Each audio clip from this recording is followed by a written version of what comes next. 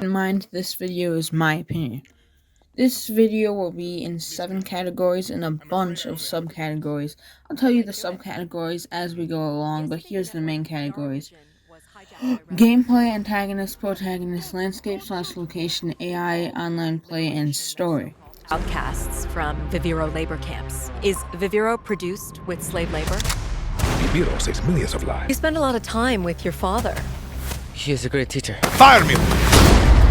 When Yara becomes paradise, my methods, no one will care. Get as far away as you can from that psychopath. All of you.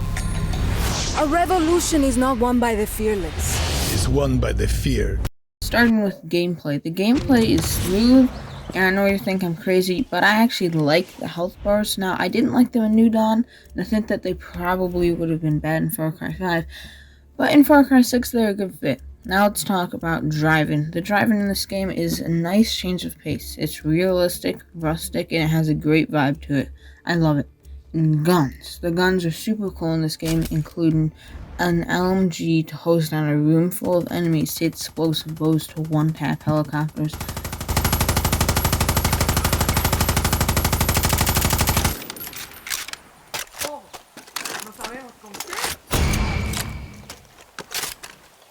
It also has resolver weapons, which are a super cool and unique thing to the game.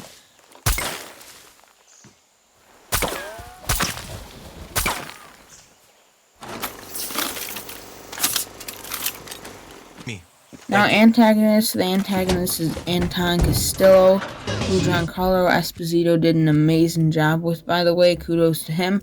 And the game has a kind of unique villain, but nothing special. He was still pretty generic, still cool though. Now let's talk about character development. There's not much of it. He goes from an evil bad guy to an evil bad guy, so yeah. Now, presence in the story. I think that this is an important aspect in these kinds of things because I want the villain to be the reason I keep fighting. I need a reason to, keep killing people. I think Ubisoft and the developer did a good job keeping you motivated and keeping Castillo in the story. Now, protagonist. The guy or girl you play as is Danny Rojas.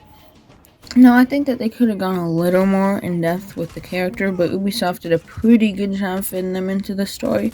Now, with character development, it's almost non-existent for the protagonist, but their backstory was pretty cool. Danny is an ex-military person who got kicked out for being too cool or something, I don't remember. But overall, I think that they did a pretty good job with the protagonist. Now, landscape/location. This game takes place in a fictional country called Yara.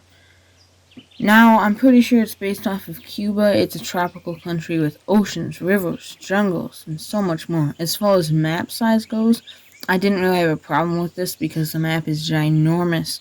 Far Cry hasn't really been known for its extremely large its locations have always been more medium-sized, except for New Dawn when they made it half the size of Far Cry 5. But they went way over the top with Far Cry 6. In diversity and locations, I think that they did a great job with this. From jungles to cities to rural farms, Ubisoft did a great job with this. Now with AI, it's broken. I've played both modes and the AI is just as stupid as before in both of them. Ubisoft really needs to fix the AI. Because in New Dawn, it was too difficult, and now it's too easy. They really need to fix it. I don't have much to say about it other than that they need to fix it. Now, online play. The new system for co-op is kind of weird, but when it does work, it works well. So, now the final category, story. I think that this game had some great writers. They mixed comedy and action together and gave you a great story. And this game has a large diversity of characters, as far as most Far Cry games have done a great job doing. With all of that, I would say that overall this is a great game, and also get the DLC. It's good. I might even do a video where I rank all the DLC. But anyway, thanks for watching.